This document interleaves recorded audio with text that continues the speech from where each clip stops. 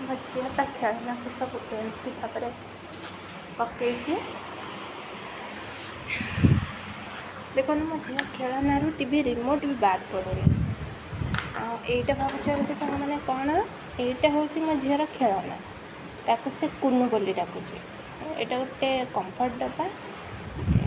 ଇଶା ମା ତା ସହିତ ଖେଳନ୍ତି। ଏଇଟା ହେଉଛି ଇଶାର କଣ୍ଢେଇ। ଏଇଟା ତାକୁ ତା ସିଲୁ ମାମୁଁ ଦେଇଥିଲେ।